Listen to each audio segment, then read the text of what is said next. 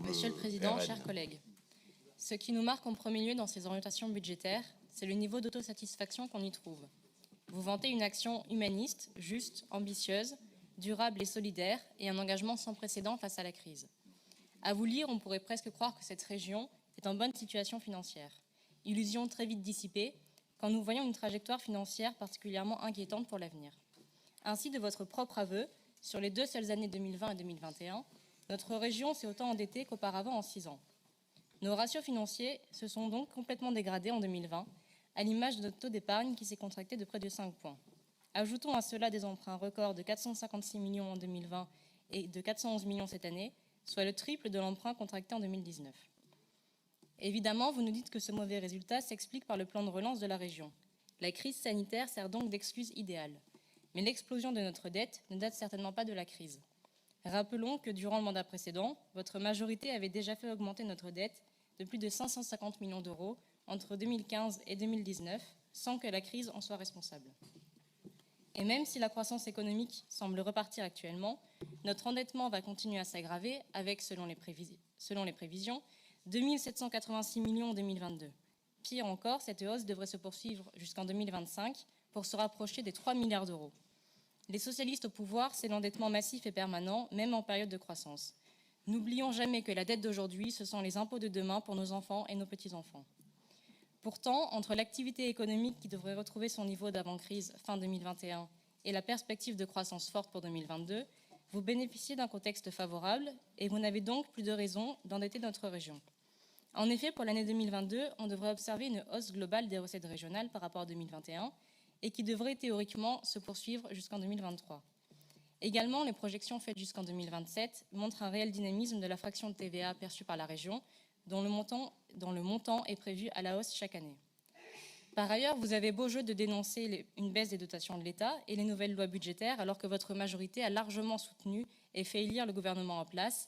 Assumez un peu vos choix politiques, Monsieur le Président.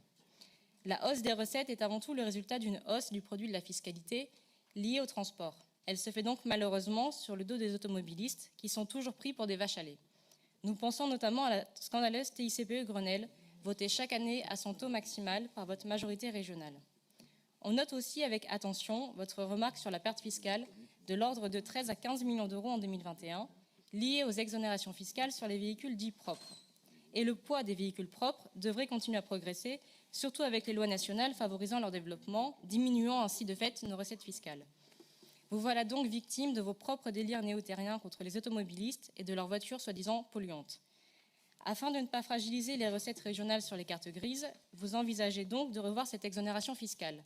L'imposture absolue de votre fiscalité punitive et pseudo-écologique apparaît alors au grand jour.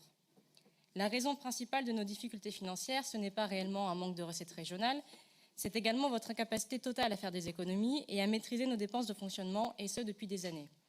Quand vous vous fixez pour objectif de stabiliser ces dépenses de fonctionnement, comment vous faire confiance alors que celles-ci n'ont cessé d'augmenter chaque année durant le mandat précédent? Pourquoi feriez-vous demain ce que vous avez été incapable de faire hier? Et selon ces orientations budgétaires, elles devraient augmenter à nouveau de 100 millions d'euros l'année prochaine, passant ainsi à 2069 millions en 2022. Et cette forte hausse devrait se poursuivre en 2023.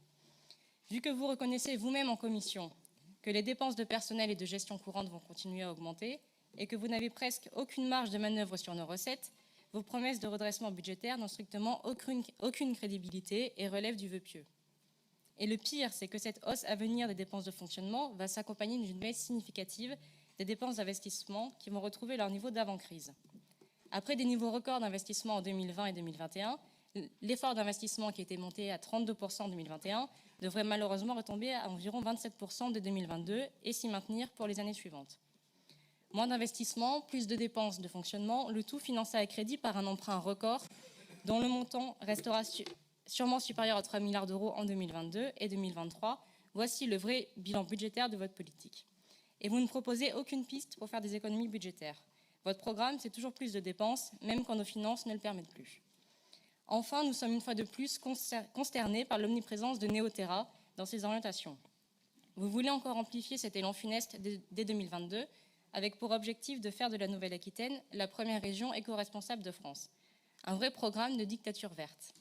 On note parmi vos priorités la sortie des énergies fossiles, la production massive d'énergie renouvelable, ou encore la décarbonation des mobilités en favorisant le rail plutôt que la voiture.